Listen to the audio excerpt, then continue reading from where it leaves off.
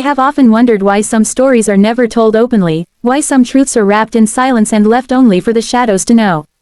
Perhaps it is because certain confessions can destroy lives, break homes, and stain reputations that people fight so hard to protect. My story is one of those. I remain nameless not because I am ashamed of what happened, but because I know the weight of it could topple more than one life if spoken aloud. All I can say is that what happened with Janet was not planned. It was not something either of us woke up one morning and decided to do. It was born out of glances, silences, and the kind of loneliness that lives in people who are surrounded by everything yet feel nothing. Janet was 45 when I first began to notice her differently. She was my employer's wife, my boss's woman, the one I was supposed to respect and serve without ever crossing a line. She was beautiful in a way that wasn't about youth or perfection, but about maturity, presence, and an aura that made every space she walked into feel charged. She had a calm grace, but beneath it was an unspoken fire. Her eyes carried both exhaustion and longing, the look of a woman who had given so much of herself to family, to duty, to the image of a perfect home, but who rarely received the same in return. My job was simple: drive her where she needed to go, pick her up from work, make sure she was safe.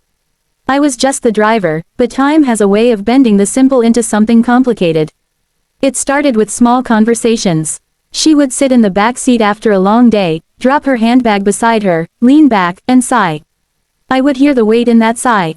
Sometimes she would speak about work, about how tiring it was to always be the one people leaned on. Other times, she said nothing at all, just stared out of the window as the city lights brushed over her face. I remember the first day her voice softened toward me. She asked if I ever felt invisible, if I ever thought my life was passing by while I sat watching others live theirs. I was surprised by her openness, but I admitted that sometimes I did. I told her that being a driver wasn't my dream, that life had cornered me into it, but it also gave me a chance to see people in their rawest moments, especially when they thought no one was really looking. She turned her eyes to me then, studying me through the mirror, and for the first time I felt she wasn't just a boss's wife, but a woman noticing a man. From then, our conversations deepened. She told me about her childhood, about how she married young, about the sacrifices she made for her husband's success. She never spoke badly of him outright, but I could sense the cracks. The distance, the emptiness that crept into her tone whenever she said his name. Janet wasn't unloved, but she wasn't cherished either. She wasn't ignored, but she wasn't seen. That difference, subtle as it is, can starve the soul. The first touch was innocent. Or at least it seemed so. One evening, the sky was heavy with rain, and traffic had trapped us for hours. She sat beside me in the front for once, complaining about the heat in the back seat. The storm outside beat against the windows, and we laughed at how the streets had turned into rivers. When lightning cracked across the sky, she flinched and, without thinking, placed her hand on my arm. It was brief, casual, but electric. The warmth of her fingers lingered longer than the touch itself. Neither of us spoke about it, but both of us felt it. From there, boundaries began to blur. She started sitting in the front seat more often, saying she preferred the conversation. Sometimes her hand would rest on the console, and my fingers would find themselves brushing hers when I shifted gears. At first, we pulled back quickly, nervous, guilty, but soon the touches became longer, bolder. Our silences became heavy with what we didn't say. The car became more than a vehicle. It became a cage of secrets, a moving confessional where we both unburdened ourselves of things we never told anyone else. Janet confessed that she felt invisible at home. That her husband was a good man, but his love had grown mechanical, more about responsibility than passion. She missed being desired, missed the thrill of being seen as a woman, not just as a wife, not just as a mother. I listened, and I admitted truths of my own, that I was tired of being the man who served others while no one truly saw me. In her eyes, I wasn't just a driver, I was a man. And in mine, she wasn't just the boss's wife, she was Janet, a woman burning quietly inside. The first time she let me hold her hand fully was one evening after dropping her off. She lingered in the car, neither of us wanting to say goodbye. She looked at me, her eyes searching, then slowly placed her hand into mine. I remember the way our fingers locked, the way her thumb traced the back of my hand as if she had been waiting years to feel something so simple yet so forbidden. She whispered that this was dangerous, that if anyone ever found out, it would ruin everything. I nodded, but I didn't let go, and neither did she. From that night, I knew something had shifted. The air between us carried a tension so thick that even silence felt like touch.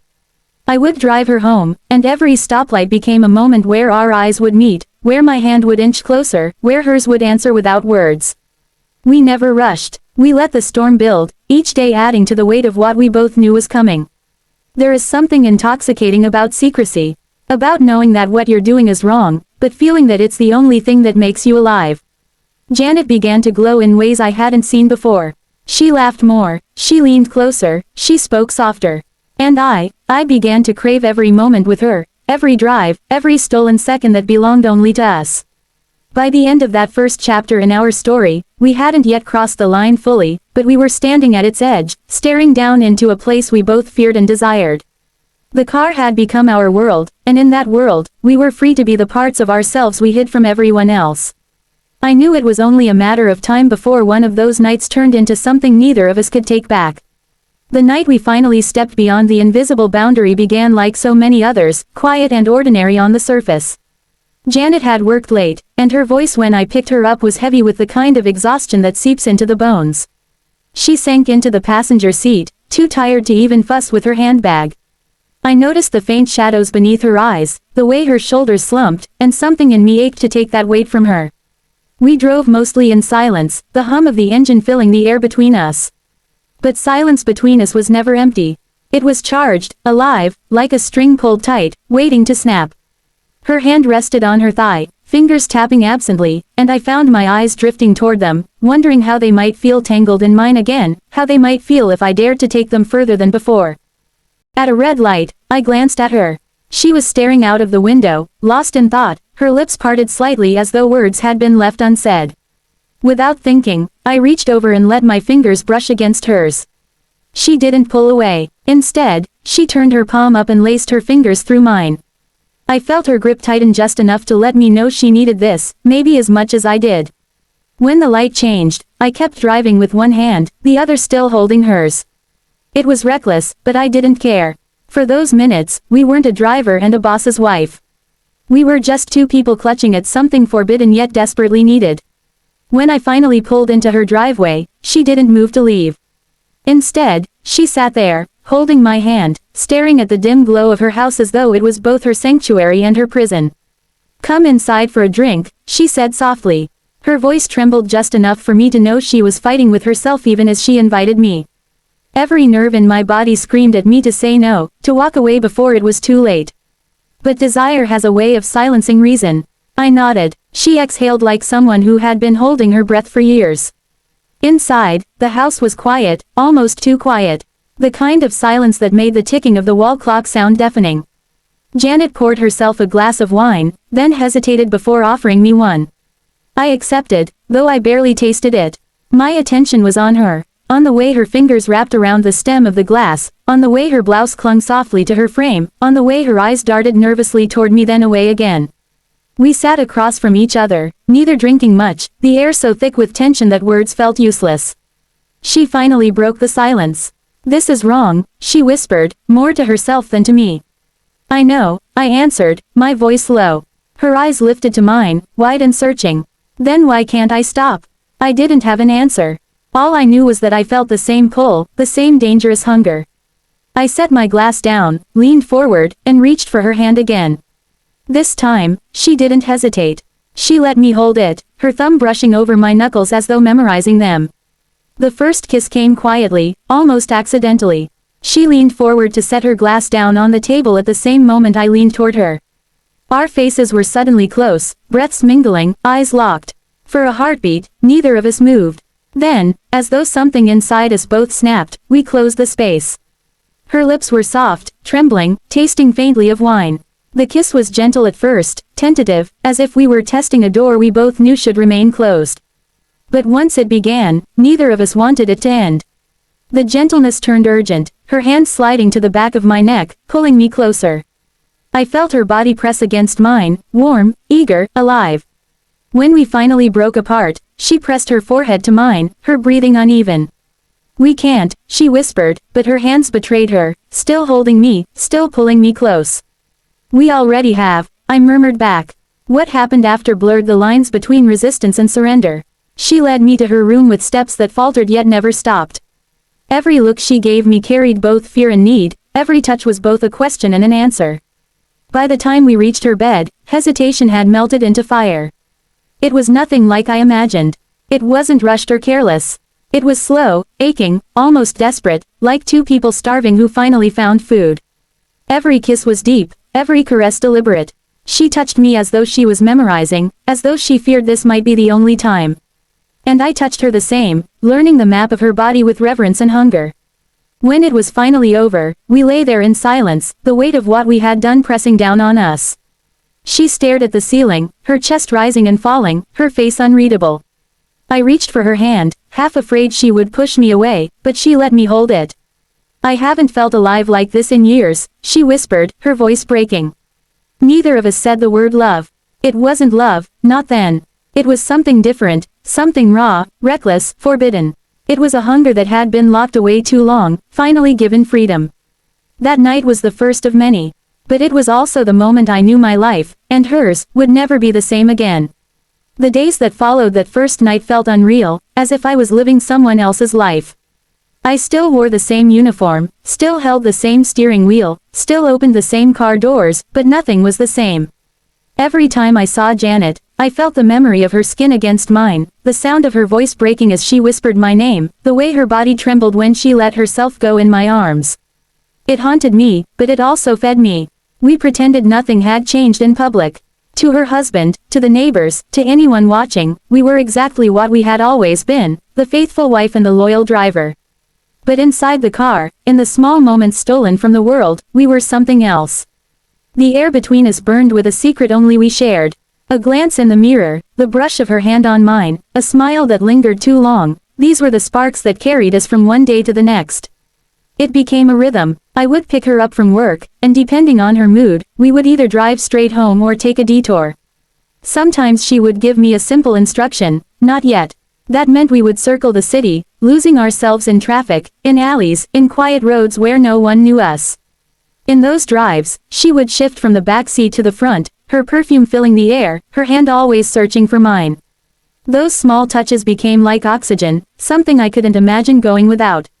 One rainy afternoon, she asked me to stop near an old hotel on the edge of town.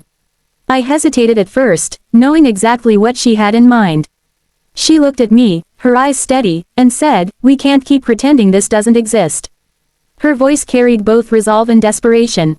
I nodded, and before I could think of reasons to stop, we were inside, the room key cold in her hand.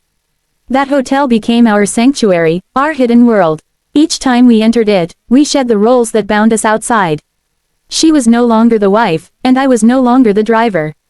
We were just two people giving in to a fire we couldn't control. In that space, she laughed louder, kissed harder, held me tighter. And I, who had always been invisible, felt like the center of her universe. But with passion came guilt, and it crept in slowly, like a shadow that followed us even into the brightest moments. After one of our meetings, as she lay beside me, her fingers tracing idle patterns on my chest, she whispered, "Do you ever think about what would happen if he found out?" I didn't answer immediately. I thought about it all the time. The scandal, the betrayal, the destruction it would cause. But looking into her eyes, I couldn't bring myself to say any of it. Instead, I said, "No one has to know." She nodded, but I could see the conflict in her. She was a woman torn between loyalty and desire, between the life she had built and the life she secretly longed for. And yet, every time we tried to step back, to stop, the pull between us dragged us right back in. It wasn't just physical, it was the way she trusted me with pieces of herself no one else saw. It was the way she listened when I spoke about my own disappointments, my own silent battles.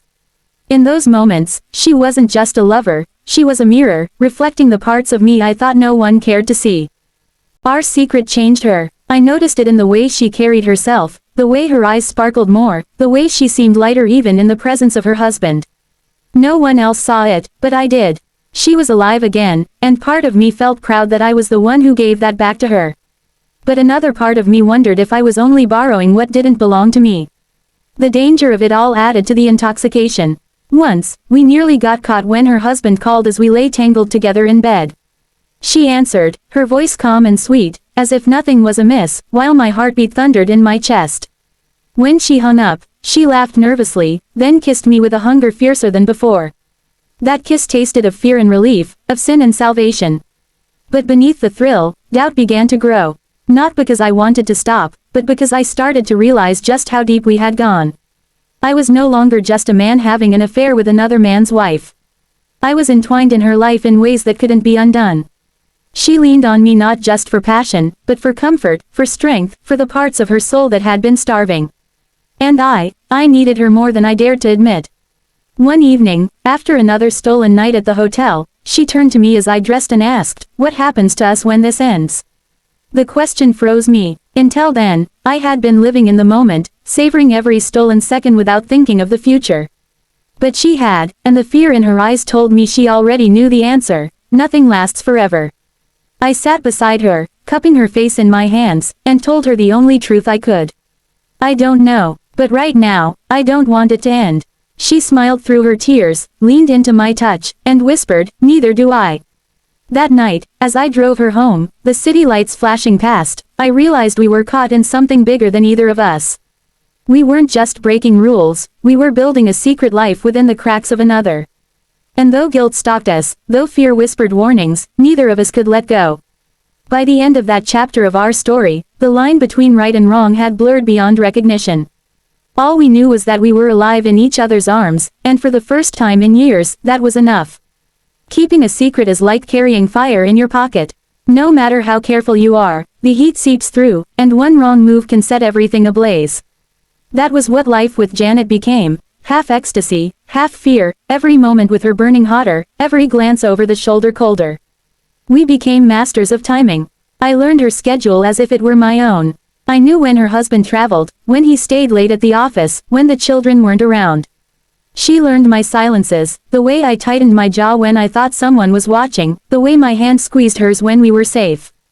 It was a dance choreographed by necessity, every step precise, every breath measured. And yet, the very danger of it added to the pull. Sometimes, as I drove her home, she would place her hand on my thigh just inches from the steering wheel. My pulse would race, my grip would tighten, and the road ahead would blur as her touch reminded me that I was living on the edge of something forbidden. Once, at a traffic stop, she leaned over and kissed my cheek, her lips soft but quick. I panicked, scanning the cars around us, but she only laughed, a sound low and daring. That laugh echoed in my head for days. We couldn't always escape to hotels. Sometimes our only moments were in the car, parked in some dark corner of the city, the world rushing by while we carved out a universe of two. Those encounters were frantic, full of urgency, as if every second might be the last before someone opened the door and shattered everything. It wasn't glamorous, but it was real. The rawness of it made it unforgettable. But with the passion came cracks in the facade. Janet began taking longer to come inside after I dropped her off. Sometimes she lingered in the car, her hair messy from my hands, her lipstick faded. She would sit in silence, steadying herself before facing the house. I could see her rehearsing the smile she would wear for her husband, the calm tone she would use to mask the chaos we had just shared. Watching her do it broke something in me. I knew I was part of the lie she had to tell, but I also knew I was the only space where she could drop the mask. The risk of discovery grew closer one afternoon when her husband unexpectedly asked me to drive him instead. He sat in the back where Janet usually did, his cologne sharp, his phone pressed to his ear. As I drove, all I could think of was the memory of his wife's laughter in that same seat, the way her fingers had traced the leather, the way her lips had pressed against mine in stolen kisses. I felt sweat beat at my temple, terrified he might sense something, smell something, know something. But he didn't. He remained buried in his calls, oblivious. When he finally got out, I exhaled so hard my chest ached. That was the closest we had come to being caught, and it rattled me. That night, when I told Janet, she grew pale. She pressed her hands to her face, muttering, "We have to be careful." But even as she said it, even as fear tightened her shoulders, she pulled me into her arms, kissed me fiercely, and whispered, "I don't care. I can't let this go." The truth was, neither could I. Our bond deepened in ways I hadn't expected. It wasn't just about stolen touches anymore. She began to confide in me things she never spoke to anyone else, her insecurities, her regrets, her longing for a version of herself she thought had died long ago. She told me how she used to love painting, how she gave it up after marriage because life demanded other things from her. One afternoon, she asked me to take her to an art store, and together we picked out brushes and canvases. That evening, instead of the hotel, we sat in the quiet of a rented room, watching her paint. It was intimate in a way that rivaled even our most passionate nights. She wasn't just giving me her body, she was giving me her forgotten self. But passion has a way of consuming everything. The more we had, the more we wanted. Our meetings grew riskier. Once, she asked me to drive out to a secluded lake just outside the city. We sat by the water, hidden by trees, her head on my shoulder, the stars above us. It felt almost innocent, almost pure, until the silence turned heavy and our lips found each other again. That night, under the open sky, we gave ourselves to each other with a wildness that no hotel room could contain. Still, the guilt never disappeared. It lingered at the edges, a shadow that reminded us we were walking a knife's edge. Sometimes, after we were together, Janet would fall quiet, her eyes distant. I knew she was thinking of her husband, of the life she had built, of the betrayal she was now complicit in. I wanted to ask her if she regretted it, but I was afraid of the answer. So instead, I held her close, as if my arms could silence the storm inside her. For me, the guilt was different. I wasn't betraying anyone, at least not directly. But I was betraying the trust of the man who paid me, the man whose wife was now moaning my name in secret. There were nights I lay awake asking myself if I was destroying lives for nothing more than lust. But each time I saw Janet, each time her eyes lit up when she saw me, I knew it was more than that. She wasn't just a fling. She was the first person in years who made me feel necessary, wanted, seen. And that kind of need is harder to resist than any physical desires. By the time months had passed, our affair had woven itself into the fabric of our lives. It wasn't a secret affair anymore, it was a second life. A dangerous, fragile life that existed in shadows, built on stolen hours and whispered lies. One evening, as I drove her home after a particularly passionate afternoon, she touched my hand and said softly, "Do you ever wonder how this will end?" I didn't answer immediately. The truth was, I thought about it often. Would we get caught? Would it fade away on its own? Would one of us finally gather the strength to stop? I didn't know. All I knew was that I wasn't ready for it to end, and judging by the way her hand clung to mine, neither was she. That night, as she disappeared into her house, I sat in the car longer than usual, staring at the front door that closed between us. For the first time, I wondered if we were in control at all, or if the affair was controlling us. There comes a point when every secret affair stops feeling like a choice and begins to feel like a current dragging you under. That was where Janet and I eventually found ourselves, not asking whether what we were doing was wrong, but asking how long we could survive it. Every kiss, every touch, every night together was fire, but fire always leaves ashes behind. Months had passed since that first night in her home. By then, we had a rhythm, almost a system, for our secret life. The car rides, the hotel rooms, the secluded corners of the city, all of them bore witness to our hunger, our laughter, our whispered confessions. We became more than lovers. We were confidants, co-conspirators, two souls locked together by desire and circumstance. And yet, beneath it all, a question lingered: how long can something like this last before it destroys everything? Janet never stopped being a wife. She still played her role at home, hosting dinners, smiling for neighbors, accompanying her husband at social functions. From the outside, her marriage looked untouched, polished, enviable. But I knew the truth. I saw it in her eyes when the night grew quiet, in the way her laughter with me was freer, rawer, more real than any she gave at those gatherings. She hadn't been caught, and maybe she never would be. But she was living two lives, and that weight never truly left her. For me, the affair changed everything. I began the story as a driver, a man in the shadows, unnoticed and unimportant. Janet saw me differently. She pulled me into her world, not as an employee, but as a man she craved, a man she trusted, a man who made her feel alive again. That kind of validation is powerful. It intoxicates you, blinds you, makes you forget the dangers. But it also chains you to someone in ways you never expect. I remember one evening vividly. We had spent hours together in the hotel, bodies tangled, voices low, the world shut out. As I lay beside her, I looked at her face, lined with age yet beautiful, soft yet strong, and I realized I didn't know if I was ready to ever let go. But I also knew I couldn't hold her forever.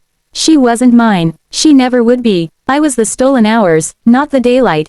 And that truth sat heavy on my chest. We never had the dramatic ending you might expect.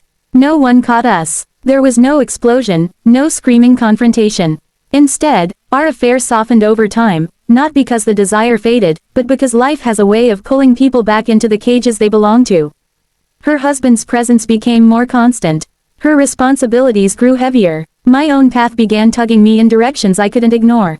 We didn't end with a fight. We ended with silence, with fewer stolen nights, with longer pauses between touches.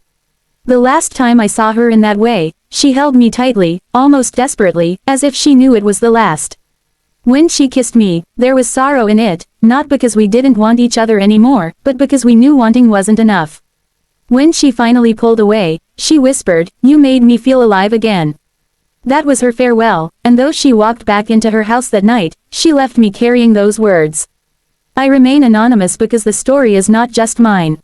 It belongs to her too, and her world still stands untouched. No one suspects, no one whispers, no one knows the fire that once burned beneath the surface of her perfect life. Her husband still believes he has the devoted wife by his side, and maybe in his own way, he does. But I know the truth, that a part of her will always belong to the man who once drove her home from work and gave her back the passion she thought she had lost forever. Do I regret it? Some days, yes. Some days, the weight of the betrayal gnaws at me, reminding me of the trust I shattered, the line I crossed. But other days, I remember the way she looked at me, the way she laughed, the way her hands shook with hunger as they touched me, and I can't bring myself to regret being the one who reminded her she was still a woman, still alive, still capable of being desired. I tell this story not for sympathy or judgment, but because silence eats at you. Secrets like this grow heavier the longer they stay locked away. I remain nameless because anonymity is the only way I can confess without tearing apart lives that still stand untouched. But if you take anything from my story, let it be this: passion can bloom in the most unlikely places, even in the backseat of a car, even in the quiet sigh of a weary woman on her way home. And sometimes, the things that make us feel most alive are the very things we can never claim in the daylight. What happened when I drove Janet home from work wasn't just an affair. It was a collision, between loneliness and desire, between duty and freedom, between the life we were supposed to live and the life we secretly craved. It was a fire we lit knowing it could burn us, but one we couldn't resist stepping into anyway. And though it ended quietly, without scandal, without exposure, the memory of it lingers. In the silence of the night, when I close my eyes, I can still feel her fingers tangled in mine, still hear her voice trembling with both guilt and pleasure, still see the look in her eyes that told me, for those hidden moments, I was her entire world. That is why I remain anonymous. Because some stories are too dangerous to tell with a name attached, but too powerful to keep buried forever. This story follows Janet, a 45-year-old woman, and her husband's driver, who narrates the events anonymously. What started as an ordinary ride home after work turned into a dangerous affair fueled by loneliness, secrecy, and passion. Janet, despite her marriage, felt unseen, neglected, and quietly yearning for the kind of intimacy she hadn't experienced in years. The narrator, her driver, noticed her vulnerability and, over time, their conversations and shared silences grew into something much more powerful. A moment of weakness in her home ignited an affair that neither of them could resist. The relationship unfolded in hidden hotel rooms, hushed rides, and stolen nights that gave Janet the thrill of rediscovering her womanhood and gave the narrator the power of being desired by someone he should never have touched. Through it all, they managed to keep the secret safe. Her husband never suspected, and no outsider ever caught them. Yet, despite the fire, time and reality drew them apart. Responsibilities, the weight of secrecy, and the impossibility of their bond slowly created distance until their affair faded into memory. It ended not with a scandal, but with silence, leaving only scars, whispers of passion, and the knowledge that they had lived something unforgettable but forbidden. What happened when my husband's driver drove me home from work is not just a tale of infidelity, it is a story about desire, loneliness, and the hidden battles many carry within their marriages. Janet's affair was never about leaving her husband, but about finding a lost part of herself. For the narrator, it was a journey from the shadows into an intimate world he could never truly claim. The story reminds us that infidelity often doesn't come with flashing alarms or dramatic exposures. Sometimes it lives quietly in the shadows, never discovered, but forever remembered by the ones who lived it. Janet was never caught, her marriage remains intact, and life continues as though nothing ever happened, but deep within her, and within the anonymous narrator, the affair remains a secret flame, flickering long after it was extinguished. It is a warning, a confession, and an exploration of human weakness, how easily temptation can blur the lines of loyalty, and how powerful the longing for connection can become when love at home begins to fade. This story, What Happened When My Husband's Driver Drove Me Home from Work, a shocking infidelity story, is a work of creative writing. While inspired by real-life situations, names, characters, places, and events have been changed or fictionalized to protect the identities and privacy of individuals. The purpose of this story is entertainment and awareness, not to encourage or promote infidelity in any way. Infidelity can cause deep emotional pain, broken trust, and lasting consequences for those involved. Readers are advised to view this content with maturity and discretion. Any resemblance to actual persons, living or dead, or to actual events is purely coincidental. Thank you for taking the time to journey with us through What Happened When My Husband's Driver Drove Me Home from Work, a shocking infidelity story. This story was told not to glorify betrayal, but to reveal the hidden emotions, choices, and consequences that often go unspoken in many marriages. Infidelity stories carry weight because they mirror real human struggles, desire, loneliness, and the search for intimacy in places we least expect. Janet's experience is just one of many untold tales, and by sharing it, we open a window into the raw complexities of relationships that society often prefers to keep silent. We deeply appreciate your time, your engagement, and your willingness to explore these mature themes with us. Your support encourages us to continue sharing more real, emotional, and thought-provoking stories that uncover the truths hidden behind closed doors. If you found this story powerful, moving, or eye-opening, we invite you to stay connected with us. Please subscribe to this channel so you don't miss the upcoming stories in our infidelity series. More confessions, more secrets, and more stories of passion, temptation, and betrayal are yet to come, and we would love to have you with us every step of the way. Thank you once again for being part of this journey. Until the next story, stay curious, stay reflective, and never forget that every hidden tale has something to teach us.